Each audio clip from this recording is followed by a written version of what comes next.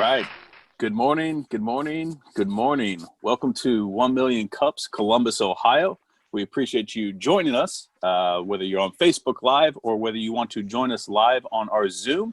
You can simply do that by going over to Columbus, the number 1, mc.com, and that'll have a link to register into our Zoom, and we can let you on live and chat with our entrepreneurs and our audience live via the Zoom chat, or you continue to watch here on Facebook. So we appreciate you joining us every Wednesday as we come to you, bringing you entrepreneurship, motivation, and general networking with the people that are building, shaping, doing, serving, helping entrepreneurs, not just here in Columbus, Ohio, but nationwide, thanks to the virtual platforms of the pandemic have brought out. We're all Zoom experts, so we'll still hear the occasional, you're on mute references, but in general, we're all comfortable being virtual from our own homes, our own living rooms, our own offices, and connecting over the airwaves of the internet. So today we got an awesome presenter that is a seasoned 1MC veteran that has been doing the 1MC tour, as we call it. Ramphal is going to be able to tell us about what they are building at Xybyte. But before we get into that, we want to hear from you. We want to know who you are, what you're doing, where you're tuning in from. So we'll allow those people that are on Zoom to unmute, tell us just a little bit about who you are and where you're tuning in from, and we'll move around the room, and then we will turn it over to the man of the hour, Sat.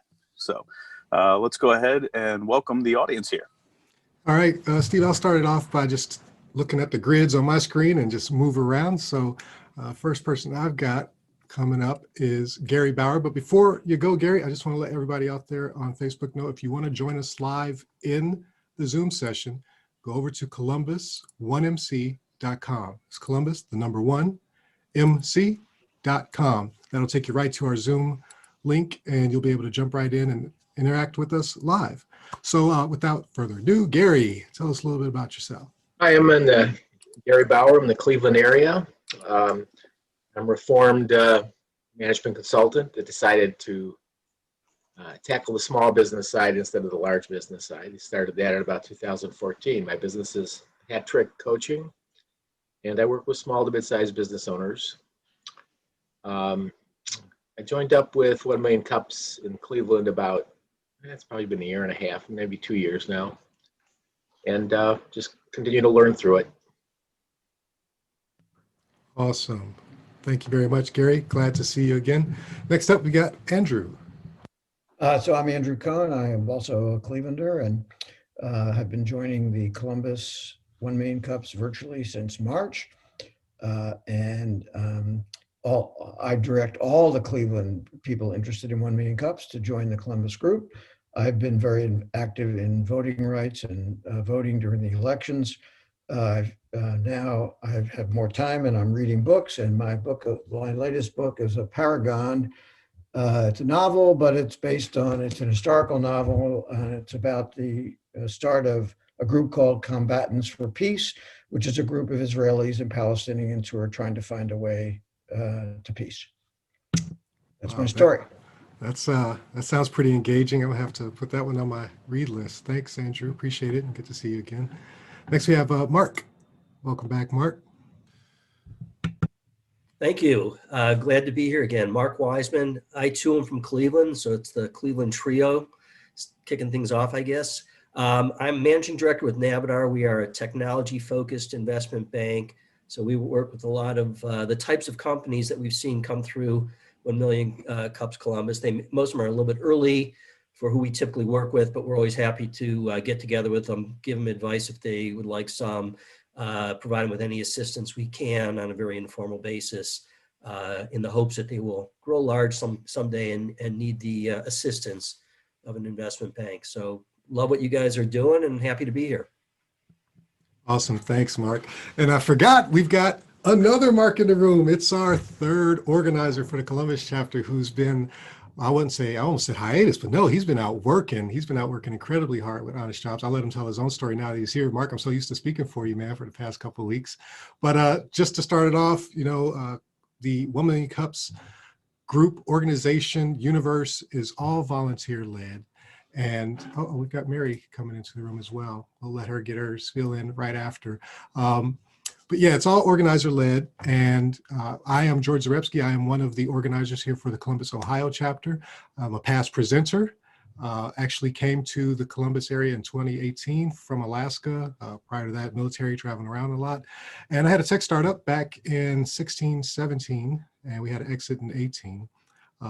And the first thing I could think to do after that was just get re-engaged with the community. So here I am doing my thing. And I'm just so excited to have Mark in the room. Let's pass it over to Mark, and then we'll catch Mary right after before we get into today's presentation. It's good to be back, George. Thank you. Yeah, I'm another organizer. You haven't seen me in a while because I've been busy. Last year, I joined as CTO for a company called Honest Jobs. We help people with criminal records find employment fast. We got accepted to Techstars, and so with that, I haven't been here. So we have demo day in February, so I'll be back full time. I can't wait. I missed you guys. Love being an organizer with OneMC. Love what it brings, the energy it brings every morning or every Wednesday morning. So happy to be here. Mary.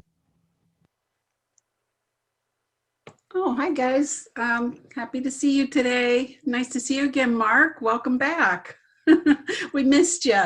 So my name is Mary Marshall. I'm in New Philly, Ohio, and I'm a nurse concierge. So I help people get out of the pain of chronic disease with diet, lifestyle, and informed healthcare decision making. So if you want to learn how to make sense of health information, reach out. I can show you how to do that. Awesome. Thanks, Mary. Glad to have you back with us this week. So I mentioned earlier that this is a pretty large entity, this 1 Million Cups thing. And Steve is our lead organizer here in Columbus. He's going to give a little bit more about the history of OneMC before we jump into our presentation and talk a little bit about himself. Steve, floor is yours, sir. All right. Yeah, no, thank you. So yeah, 1 Million Cups is a national organization empowered and caffeinated, as we call it, by the Kauffman Foundation. Kauffman Foundation is one of the largest contributors to the larger entrepreneurial ecosystem in the U.S. Is a $2 billion endowment that was set aside in 1966 by the founder, Ewing Marion Kauffman of the Marion Drug Company. So he made billions there and wanted to give back to the entrepreneurial community, particularly started in Kansas City, where he was from. He brought the Kansas City Royals to Kansas City. So a philanthropist and a businessman that did a lot for not only the local Kansas City, but then obviously the country as he launched the Kauffman Foundation. So for a lot of years, Kauffman Foundation has always been there doing studies, working with different universities, providing grants. And its premise is really about, when everybody participates, everybody wins. The theory of rising tides raises all the boats. So that has always been the premise of the Kauffman Foundation. In 2012, a group got together and wanted to do a little bit more of a grassroots effort. And they tried an experiment in Kansas City. And as we will say, it's the experiment that escaped the lab and is now in 160 plus cities across the country. We have people that get together every Wednesday over coffee typically. So now we're on the BYOC, bring your own coffee to the meeting. But typically when we're in person, we provide the coffee, and the premise is that when entrepreneurs are typically known for like, hey, let's go grab a coffee or let's go grab a drink. And when you get together, magic happens, right? So same thing when you get a bunch of entrepreneurs or entrepreneurial enthusiasts or support mechanisms, so the people, the businesses, the services that serve small business and entrepreneurs, when you get them together over coffee and you just hear stories, not pitches, but stories about what people are building, that is powerful, right? So a lot of times the entrepreneurial journey can be a lonely one, and to recognize that regardless of industry, regardless of product, regardless of type, that there's other people that are going through that same journey. That have been through it, or that are there to support it, or fill those gaps, fill those holes, help somebody get to that next level. So when everybody participates, everybody wins. So that's the premise around 1 Million Cups. That's what we do every week. So we simply have entrepreneurs come in and tell their story. 6 minutes. Here's their story, what they're building, what they're doing, and then we have Q&A. So you may hear my little future entrepreneurs in the background there. So, but training them well. So, but yeah, so I'm Steve Flaherty, lead organizer here in Columbus. Brought it here, as Mark and George referenced, in 2018. They had been involved in other 1MC chapters across the country, and then both moved here right during that time. So it was actually like the perfect blend, and we were able to stand this up and have been going strong since, and enjoy every week serving as that middle hump day motivational entrepreneurship dose in the ecosystem. So we are all open to all. There's no membership. It's all volunteer led. So, you're welcome to join us. Follow us on social, follow us on Facebook. You can, tune in there live, or you can join our weekly 1MC calls on the Zoom while we're virtual. So, and we'll still continue that after we go back into person, but right now it'll be the virtual world. So I've got my own startup and help lead the entrepreneurial center, the Delaware Entrepreneurial Center at Ohio Wesleyan University, teach entrepreneurship there. So obviously that's about all I do is entrepreneurship. So love having these, love hearing from all walks of life of what they're building. It's an incredible platform. And so we're blessed to be able to share it in our own unique way. To start off, before the dialogue, before we went live, we mentioned Clubhouse, and I encourage anybody that is not on Clubhouse, if you need an invite, I've got a few more that they send to me. So, because I guess when you bring people on and they're engaged, they send you more invites. So it's an invite-only platform right now, but check it out, and DM me. You can find me on social or whatever, and be happy to send out some invites. But it's a powerful platform right now. We'll see whether it stays that way, but the level of access, the level of the culture that we're talking about of what it's doing right now is a little bit different. And we do have a 1 million cups club that we created. So our fearless Midwest leader created a 1 million cups club on there. So we'll be doing live engagements there. We've already hosted a few. So feel free to join us on that on more of a national scope. And Mark, we'll have to talk later because Mark Ben is actually taking a larger active role in Techstars. And so he's been building up some stuff. So I know you guys are doing the program, and we want to salute Mark. Mark has been battling the beast of building an amazing company and going through and competing, with the Techstars program, building that out, and then we'll ultimately be doing the demo days in February. So big shout out to Mark and previous 1MC presenter, Harley. So that has presented Honest Jobs here a couple times. So, and they were able to join up, and they're building an amazing company over there at Honest Jobs. So without further ado, though, I want to turn it over to Sat. Welcome him to the 1 Million Cups Columbus stage. Sat, we appreciate you joining us all the way from a much warmer place than here, which we are a little jealous of. But let's hear all about what you are building and what you're doing at Xybyte. So yeah, no problem. Thank you, Steve, for the great introduction. Hello, everyone. Beautiful Ohio, calling in from Tampa, Florida, where we're getting to about 72 degrees today. It's pretty beautiful. So before we kick it off, just a little bit about myself and what we're doing and where I come from in my journey. I am a 3-time founder, current CEO of XiByte AI, and I have had the opportunity of working with my co-founding team for about 3 startups. So we've had about maybe combined experience of like 25 years of combined startup experience. And we failed a couple of times and we were successful a couple of times. So we learned. I am not technically inclined. I'm inclined technically. So I'm not a software developer. I know what I need to. So, let's just hop right in and talk about XiByte and what we're building. And while I'm getting ready to share the screen here, what led us to kind of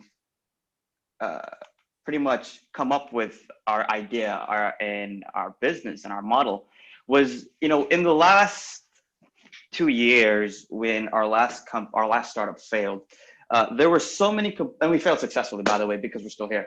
We never gave up. All of the components that led to our failure, we never wanted to have another startup company go through that type of experience.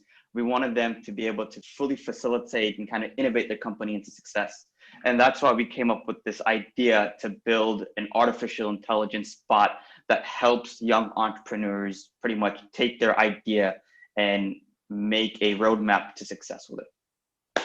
basically. So just a little bit about XiByte. XiByte is an AI tech company, and we are empowering entrepreneurs with efficiency in running their day-to-day operations. And we're doing that with voice and AI. And what is the problem that we're solving? Again, in our last company, and everyone who was on this call, they are a founder at some level or an entrepreneur at heart at some level. And they hate doing administrative work. One of the things that we spent on our last company, we spent over 75% of our time doing administrative work, looking at the QuickBooks, looking at the finances, not talking to the youth, not talking to our customers, not innovating, and not growing the company, which ultimately led to our failure. And we spent a ton of time in R&D trying to deploy work that wasn't even in our skill set. So it was even a bigger failure there.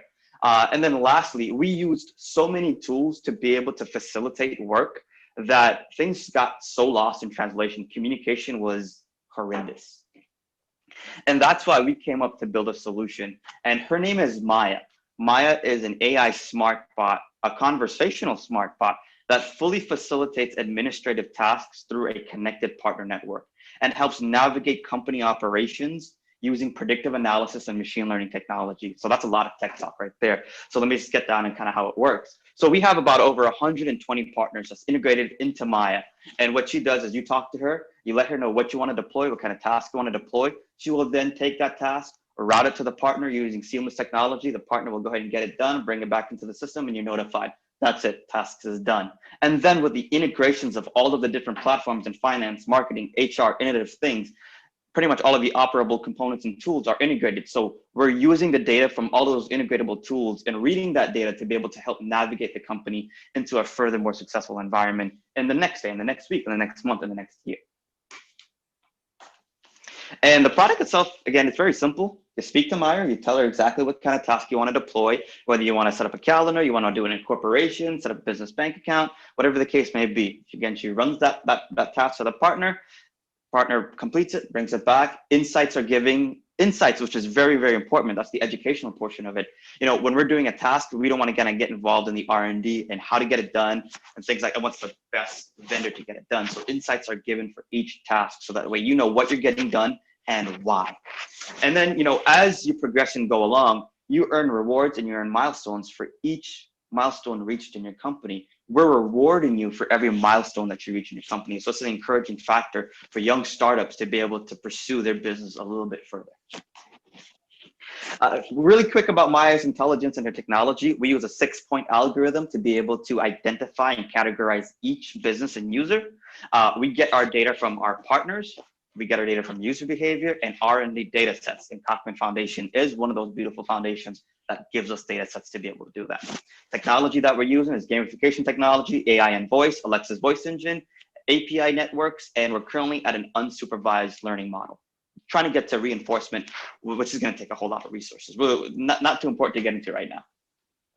And our team, our beautiful team, we've survived over 3 startups together, success and failure. We have a combined experience of over 25 years in the startup world. So it makes us the perfect team to be able to facilitate this mission. We are on a mission to help reduce startup failures by 3%. And we are well along that way. And we have a very, very strong belief that we can achieve that mission in 3 years. Our business model and how we make money, we take a transaction fee for every task that's deployed, or more importantly, for every monetized task that's deployed. So wherever you spend money in our platform, we just take a 5%. But that doesn't mean you're always spending money. You can do non-monetized things, which is about the other 30 to 25% of the platform to that point. And a study done by the Cochran Foundation, as you can see here, the average startup spends annually $22,000 a year just on administrative tasks. And that's not even mentioning hiring someone to facilitate those administrative tasks. And you may think that there's a lot of companies out there that's probably doing the same thing, or kind of navigating companies, helping companies kind of get to success mode, or get to that point of an operable point. But how we set our sides apart is we are the first company that's out there that's being able to use a voice-enabled platform on top of business applications to be able to create seamless technology and task deployment. So we are the first company to be able to do that. Epic AI and Wing AI are two artificial intelligence companies that are trying to do that, but they're chat driven and they have no integrations. So it's a very long-winded process to get things done. And matter of fact, hiring them to get efficiency done is kind of backwards because it's taking longer to get things done as they're still trying to figure it out. And that's my presentation, Columbus, Ohio. I hope you guys enjoyed it. I am ready for questions. Awesome. So yeah, no, thanks for sharing. So very, very interesting. We're seeing a lot of artificial intelligence stuff out there, and I think we're only scratching the tip of Antarctica with a toothpick at this point, right? Of what AI will do over the next decade here. So I keep telling my kids that they have no idea what they're about to see. I think you bring up something that's unique. Well, not widely unique, but with going through startups and failing, right? So and having that failure, but as you mentioned, kind of like the fail forward effect. Yes. But if you could just touch briefly on that before we dig into Xybyte a little bit more, but just what that road and that journey, how you turn that, what some see, it's always hard, socially to admit failure or to, say, okay, yeah, hey, we didn't make it. It's quite common in the startup world, right? I mean, it depends on who you ask. Anywhere from 80 to 90% of all startups fail, right? But how you internalize that, and then how you objectify that into creating and building something new, and learning from it. But just about that thing for those that, may feel, they might be at that point in their business where they've got to make that tough decision, especially with last year, then, how it shaped the world. But if you can just touch on that a little bit, because that's a very awesome and unique thing that you guys are obviously rebounding from and doing over here. No doubt, Steve. I mean, our failures in our business was horrendous. The best thing that we took away is our team. That's the best thing that we were able to take away, because our team stuck together and we really wanted to carry submissions out. That was the best thing that came. But as far as, having to go through a startup failure, I can't even explain how bad it is and how good it is at the same time. As long as you're able to rebound yourself, you can't give up. You got to keep going. That's the problem with it. 1 in 4 CEOs, they suffer from depression, and it's a very lonely road to be an entrepreneur. So the one thing I can advise is don't try to embark on that road alone. Otherwise, it can be very devastating. Try to have your team, try to have a great team, a great group of people to be able to carry out your mission. That way you can share thoughts and ideas. That's something that helped me and my team get through our failure, is being able to talk to someone and talk to the team and going over the components that led to our failure. That's how we were able to come up with the idea of Maya. And, Maya, by the way, we sat on the beach in St. Pete and meditated at 6 o'clock in the morning, and we just came up with the name Maya. Come to realize that Maya means illusion in Sanskrit. So it was like a perfect scenario for us to fit Maya in the naming of our AI bot. But a little bit more about the failures itself.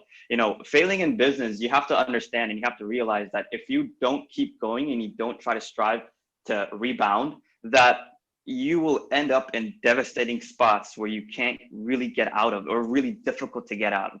And Steve and the rest of the 1 million cups here, me and my team, we've lost houses, we've lost businesses, we've lost cars, we've lost spouses, all kinds of stuff, things that can wreck our entire lives and even be suicidal to some. But the most important thing is having that group of people to be able to encourage you and keep it going. It's really, really important. And you know what? People do tend to not talk about their failures, but I absolutely love talking about my failures. I talk about it every day because it's because of that failure why we're here today. And it's because of that failure why we created Maya and why we're on a mission now. So we love to talk about our failures. And I encourage everyone, talk about your damn failures. It's what makes you, it's what creates your character, what creates your characteristics as a business owner, as an entrepreneur. And you're going to be respected more for that because of that.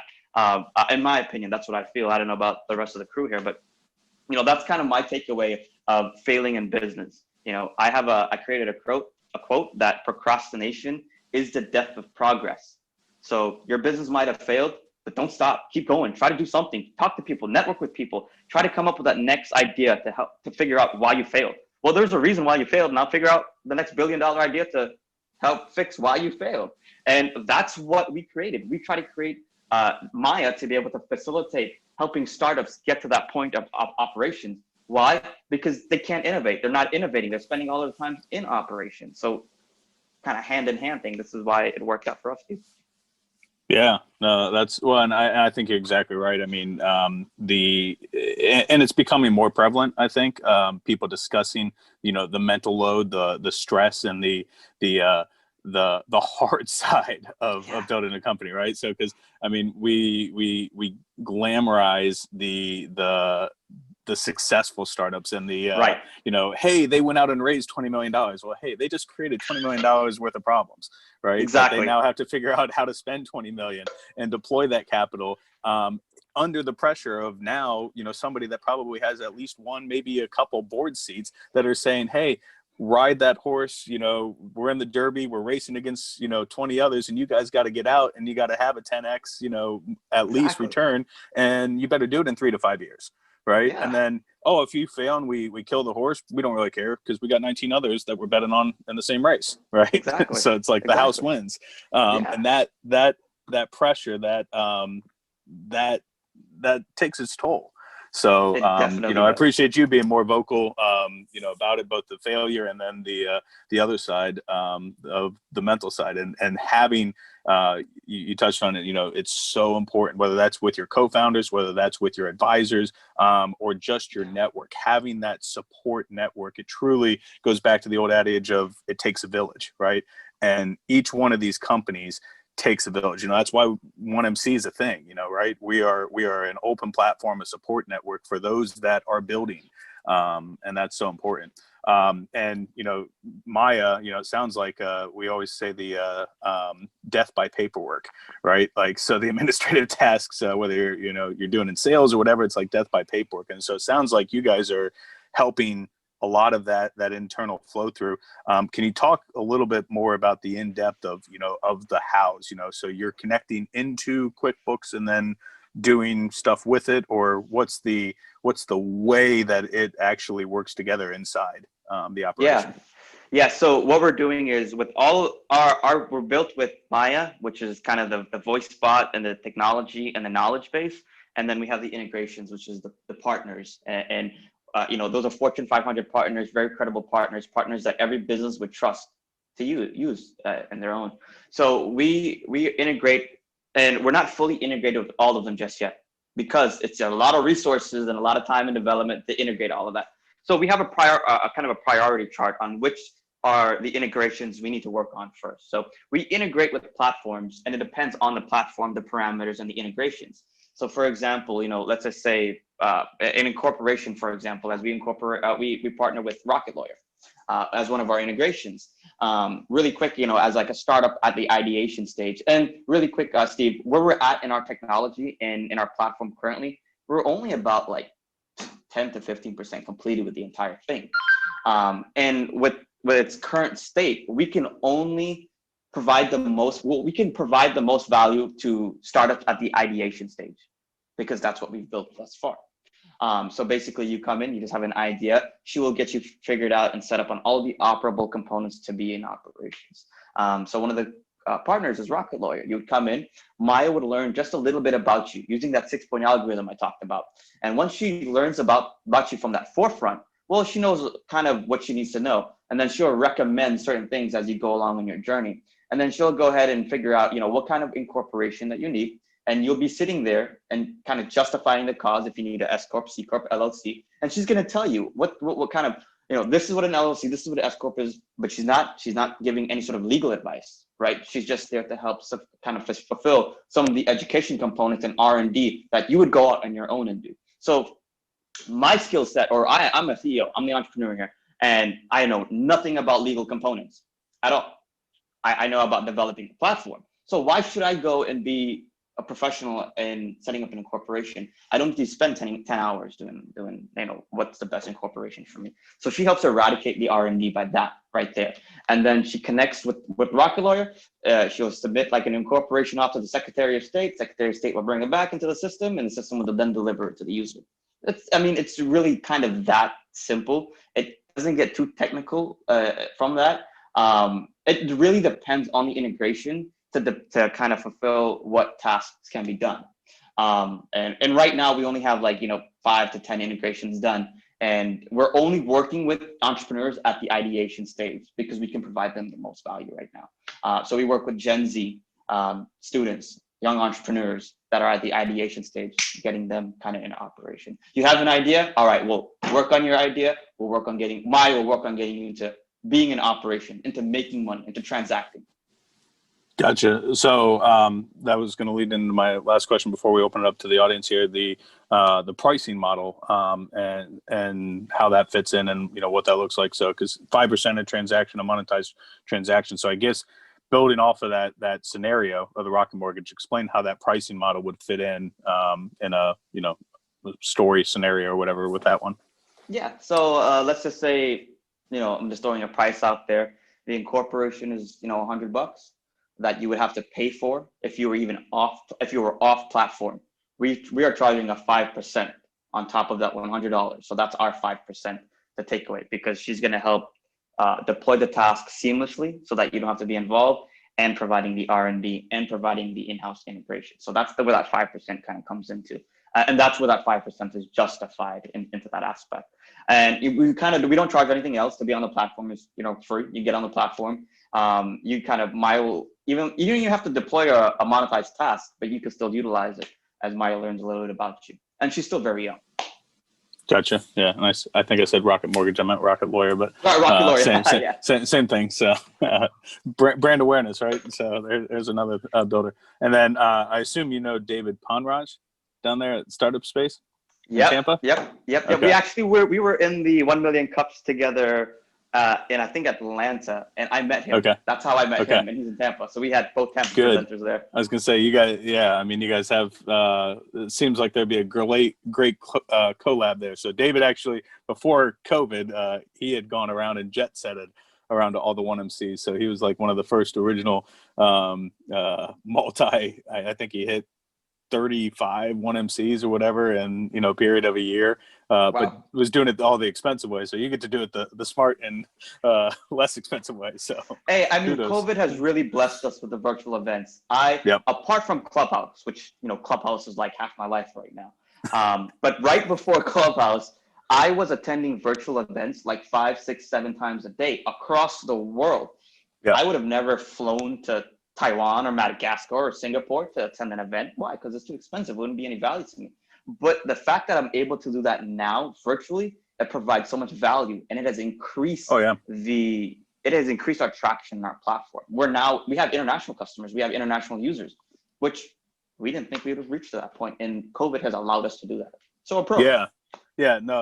One of the positives that will come out, I think, is that the world got trained on Zoom, right? And so like the sales calls that you might have had to send out a person or have a team out in that area, and for that expansion, exactly, to your point, it's now global. It's like, hey, one, we don't want you coming here, so get on Zoom, right? So but now it's socially acceptable. And more importantly, people know how to use it. There's no longer that intimidation of, well, I don't really know what to do with this webinar invite that you sent me. Like now everybody's got it. So everybody just forgets to unmute hopefully themselves. See some of those. Yeah, exactly. So hopefully we'll see that dynamic shift and companies be able to take advantage of that and leverage that maybe less will fail because they don't have as much cash burn on that exposure. The universal commodity of awareness, and attention, the thing that we all compete for, regardless of platform or thing, I mean, CES was virtual this year as well. It wasn't even physical. Right. We showcased last week in it, and it was a pretty. It was a different experience being virtual. Obviously, you missed the physical portion of CES, but you know what? The one thing I can respect and I took out of the whole virtual environment and CES is that I saw which companies were the most innovative in their virtual demos. So like Procter & Gamble and Philips had these incredibly beautiful virtual experiences to go into the product. And as did we, except we weren't a $1 million company like them spending 100 grand on getting the technology done. Sure. But we were one of 15 companies that was providing a virtual experience. And that's what I think you have to accept the trend that we're in, or the time that we're in, and how to reach your audience a little bit better, rather than just here's a video or here's Zoom. No, here's a freaking experience. Yeah. So. Awesome. So, well, let's go ahead and open it up to the floor here. So feel free to unmute, ask your question of Sat about Xybyte or entrepreneurship in general. Yeah, let's hear from the audience here. I've got a couple questions for Sat. Sat, very interesting. I love what you're doing. First question is, this seems the issues you're solving seems like they'd be also issues that almost all small businesses would have, not just startups. Have you thought about expanding the market? I think it'd be a great opportunity. Yes. For we definitely want to expand the market and get to the small business and medium-sized business. However, the technology to get there and the resources to build it, we have a journey to get there. Okay. So our starting point was at the ideation stage at startups, so that we could kind of have a nice flow into getting to that point. All right. And then my second question is around this 5%, the business model you've got. So is it the startup that's paying the 5% on top of it? And who is it? Your partners who are the ones who are being used that create the event, that are charging them for it. So wouldn't it be maybe get wider adoption if you could figure out a model where the partners, because you're basically being a sales force for them, to have the partners pay the 5%, and then if there's no cost to the startups, you'll get much wider adoption, less friction, and less. I could see people coming in saying, well, I've got everything I could get out of Maya, but if I use the partner, it's going to cost me 5% more than if I go to another provider who's out there. So now I have all the answers. I'll just go to somebody else and save 5%. Yeah. So one of the things that we are going back and doing is we're trying to work with the partners to get those type of things, to have them take care of the 5%, right. and we can hop on that, as well as we're trying to work with the partners to even provide incentives to some of the startups and the entrepreneurs as well on top of that, to provide more value to them itself. Yeah, because I was just saying, for startups, every penny counts. So yes, 5% extra could be to them. If you're saying 22,000, 5%, it's $1,000. So yeah, absolutely. But and then we kind of like shift it in where the 5% can be justified.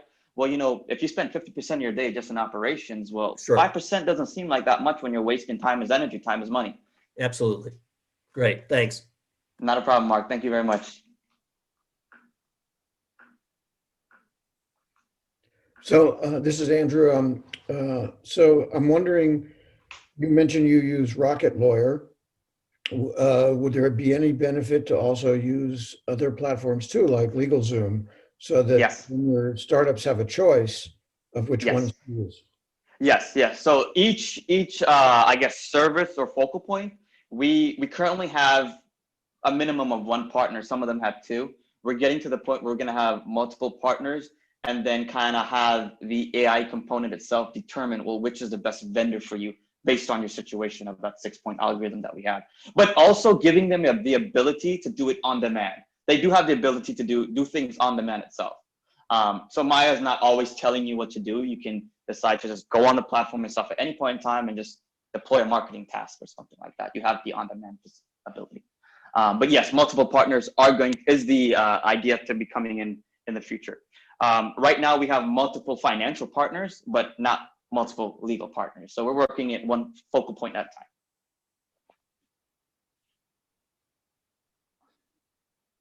Do the partners have any problem with that, with you having multiple, I guess basically, sharing the site with the competition? Some did. However, when we spoke to them and explained how we're doing it and how we're doing a filtration system to identify which is the best vendor for them based on that, then they felt like it was a great fit to be able to do that because the lead is more qualified at that point to be directed to the sign-up platform rather than just, a referral. Hey, come sign up to QuickBooks. Hey, you go sign up to QuickBooks. It was a lot more filtered, so they respected that and they appreciated that a little bit further. But some didn't like it at all. So they're not even part of it. And then some was like, oh yeah, we're all about it. Are you able to build like automation workflows similar to If This Then That, where you can take some input from one system and after it's completed, automatically send it to another? Like take something from your accounting, some report or filing from your accounting and send it off to your CPA or send it off to a bank to get a PPP loan or something crazy like that? Yeah, the workflow and the automation can be built. It definitely, so yes, it can be built. It's just what's the demand for it for us to build it in the platform. So what we're looking at currently is we're looking at the most popular prioritized items that are the most in demand for the entrepreneurs currently and kind of facilitating the workflows from there as they find the most value in that.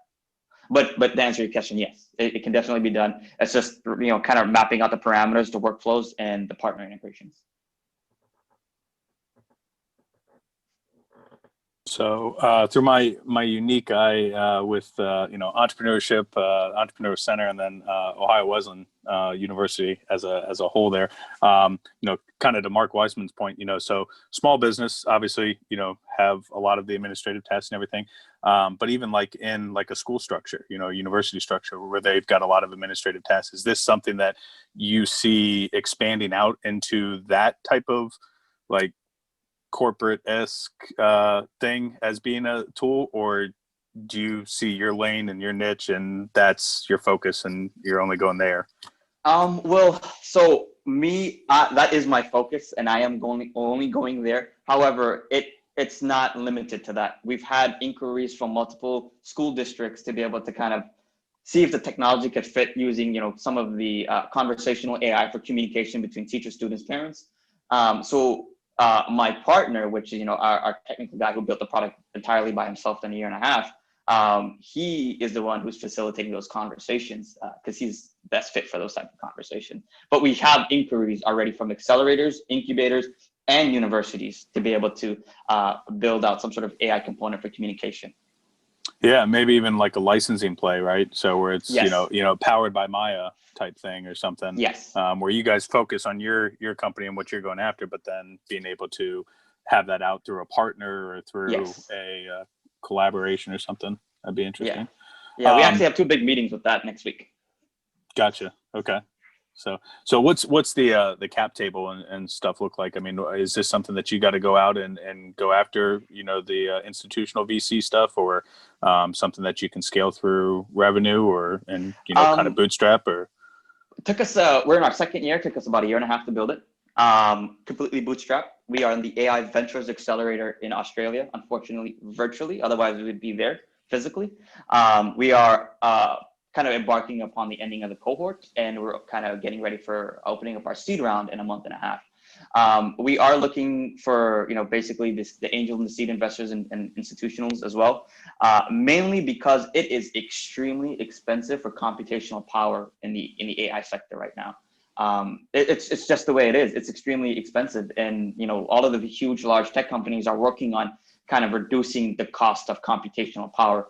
So what we're doing is on our side, we're trying to figure out, well, how do we reduce our cost in computational power? And that mainly becomes what we're using to store, what kind of data we're storing, and what we're doing with the data. So we're not just taking in all the data because, hey, we want all the data. It's extremely expensive to store it. So we are seeking outside funding to help with some of those computational resources, development and build, because we're only 10 to 15% complete with our entire platform. Well, just building off that. So one thing, if you want to scope out that I got a little bit of experience with is AFWorks. If you haven't seen it, the U.S. Air Force's innovative funding division. So it's taken the traditional SBIR grant thing and turned it into contracts. And they've got a huge focus on automation and artificial intelligence. And what they'll do is they'll actually fund. So they'll give you $50,000 to go find a customer or a stakeholder inside the Air Force that cares about your product. And then once you find that person, then that person says, yeah, I'll oversee this research and development to see whether it fits our needs. So it's still R&D, prototype. It's not like you have to be ready for a contract or anything like that. And they give you $750,000 to pursue that initiative. And then they basically become a beta customer or whatever, and their focus is on non-military market. Like they only want to be like 20% of your business. Okay. So, but happy to share resources and information. It might be something that fits, because I love seeing it. And great thing, non-dilutive capital, right? So Zabo, how do we were able to build ours? We got another 3 to 10 million in the pipeline of non-dilutive capital that we're working on this year. So just who knows, might help. So Yeah, happy to we'll share connect resources. offline for sure. We'll connect offline. But other questions there from the audience for Sat? I saw George put something in the. Oh, Andrew, you got your hand raised. Go ahead. I may have missed this. So do you own, is Maya proprietary or open source, or did you develop it, or what is the status of Maya? Since She is completely proprietary. She's not open source. So she is completely proprietary, built from scratch, all the way at the bottom. Our co-founder, he completely built a product all by himself in a year and a half, which, huge kudos to him with no help. So that's pretty much where we're at with that. It's all proprietary. So it sounds like you guys have a well-balanced team to where, that's kind of what you alluded to with the past ventures, and then the benefit has been taking that team. You guys already know each other, kind of how to work together, the strengths, weaknesses, and can each, collaborate. And that's one of the hard things with entrepreneurship, right? Is recognizing your own strengths, your own weaknesses. Yes. What makes it even harder? Those holes. Right? What makes it even harder is our co-founding team. We're all brothers. So we're all brothers. We're actually blood brothers. So nice. I wouldn't even say that makes it harder. It makes it easier for our family case. business is tough sometimes. It can be, but you know what? We come to the realization and to be focused on the mission, not focus on our ego, not focus on the product, not focus on the company, focus on the mission. And together we're able to do that successfully. And we complement each other on our skills, very much so. We work very, very well together. Because if we didn't, we wouldn't be here right now. And if we didn't, with our failures, especially with family failures, we wouldn't have been here right now. We wouldn't be working together. Because 100% of the stories that I hear about family businesses, especially the ones that fail, they don't end up back together. But right. We sure did. And we were able to push through that huge barrier. And we love the position that we're in today. That's awesome. So, George, I think you had put one in chat. I don't know whether you. Yeah, it was like, toward the end if it was time left. But yeah, I was just curious about the virtual experience that you guys presented at CES. That was kind of intriguing. So we actually have, you know what? I have a treat for Columbus, Ohio. We were thinking about taking our experience and pushing it up to the world. We just didn't know when to deploy it. We were talking about it last night. So we're going to deploy it today. And we're going to deploy it with 1 Million Cups Ohio for the very first time. I don't have the link on me. I'm going to share it after so that you guys can possibly share it. But a little bit about the experience is pretty much the experience is it's like if everybody knows what the game Sims is, it's like a virtual game. You just walk into it. You go into these different rooms. You can see Maya. You can win prizes. You can get a gift bag with different components that'll help you more successful in the platform. And that was kind of our virtual experience. You would walk into like an auditorium in the virtual experience, and then you could see this huge auditorium presentation of Maya, the demo product that we had for CES. And that was really cool. We hired a celebrity to actually push out some of our product, or not push out the product, but just kind of like, hey, this is Maya within the platform as well to kind of increase engagement there within. So we had to use what we had to our advantage of a non-physical sense. So what we used is if you haven't heard of him, there's a guy called the Real Peter Griffin, which is he's like the real Peter Griffin. He did a kind of a commercial for us, and we pushed it off on CES. It gained a whole lot of traction just because of that. And then of course the virtual experience, which was great. You get to walk in the room, you get to walk, you get to move, rather than, like most, I would say virtual events, you would go on, you would just see a video of the product and that's it. Wow, you had the real Peter. How do you pull someone like that? That's incredible. Like, holy cow, what a superstar. You know what? I don't even know how. Just kind of reaching out to them one day, and we've talked to people where I've never thought we would have talked to before. We have a shout out from Charlie Sheen on our site, which who knew I could have ever talked to him. I spoke to Steve Urkel a couple of days ago, and I have a conversation with Jeff Ross coming up here in a few weeks. And then I have a meeting with WWE superstar Titus O'Neil and possibly his good friend Dave Bautista after that, because using those avenues are great for our attraction. I don't know how we did it. We did it. That's amazing.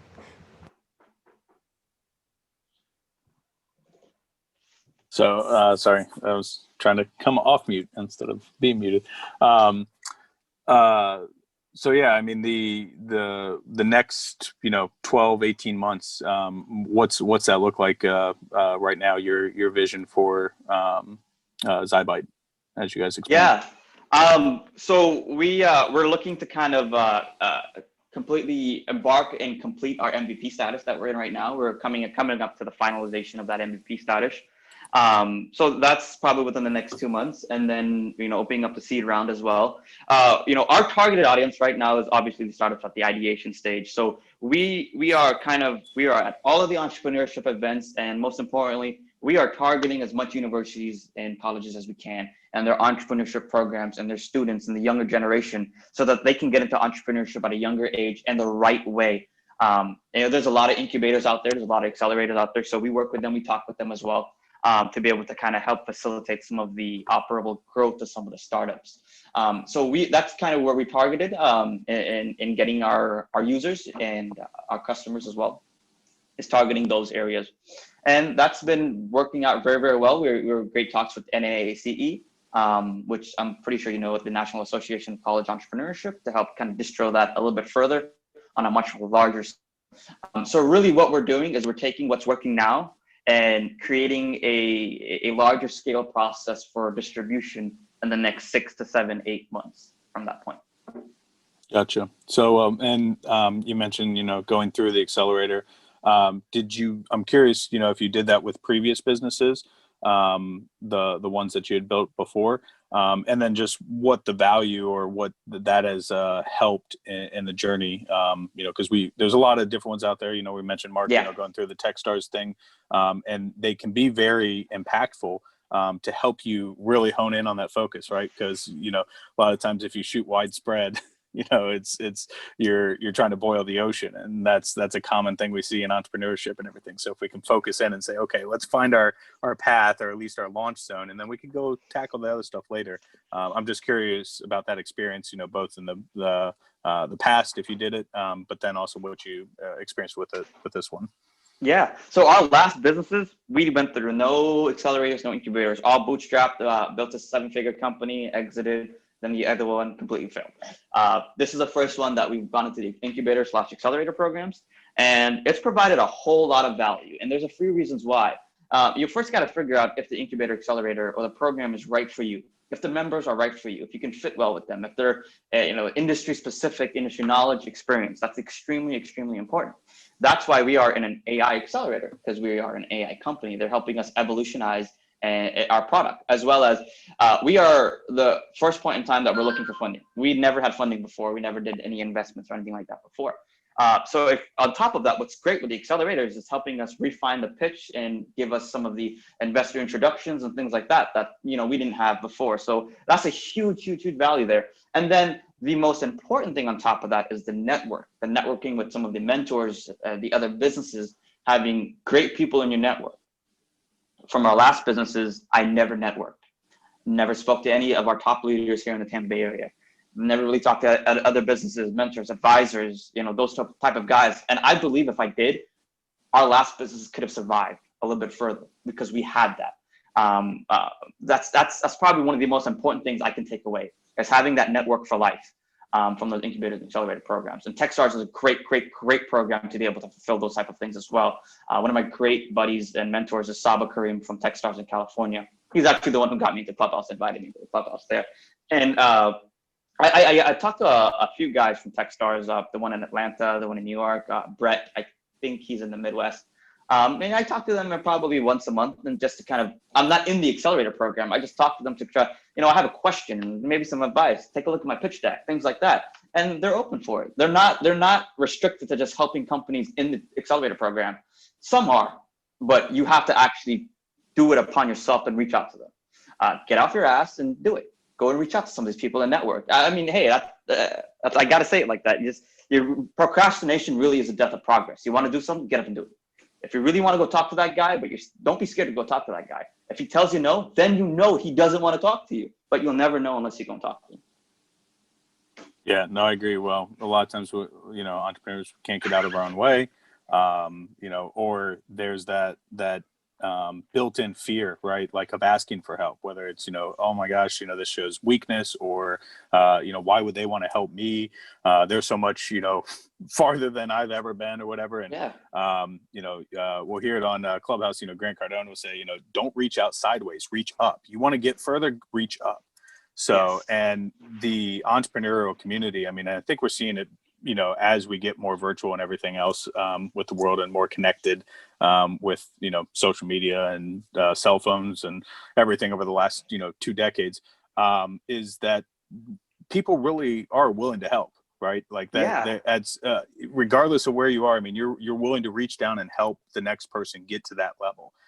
And that's, it's more internal fear of us fearing asking for help than it is, it's like the snake that's, in the grass or whatever, they're more scared of you than you are of them. Yeah. It's like, we're more scared. Sometimes you're your own snake. Exactly. Yeah. We're more scared of them than they are of us. You ask and it's like, oh, well, that wasn't that bad. And so once you do that a couple of times, I think to your point, what you found with the networking is, it's like, oh, well, it's not that hard of an ask, and you refine and you do it, and you lead, give first, how you can help, but it's that collaborative innovation that helps, create amazing things. So, yeah. And don't be fearful as an entrepreneur. Don't be fearful. You won't be successful if you're fearful. You got to get out of that shell. Whether you're an introvert or an extrovert. I'm an introvert. I'm not really an outgoing guy. I'm not really talkative. I really like to be kind of by myself, and I'm an observative person. And there's nothing wrong with that. You can't be fearful. You got to be confident in yourself and have that persistency and ambition. Yeah, absolutely. So, Mary, I saw something fly across the chat, but I didn't know whether you had a last question there. Yeah, I was just, when you were talking about connecting with college and I thought small business development centers, would be a really good resource for them to share with entrepreneurs. Yes, you're absolutely right.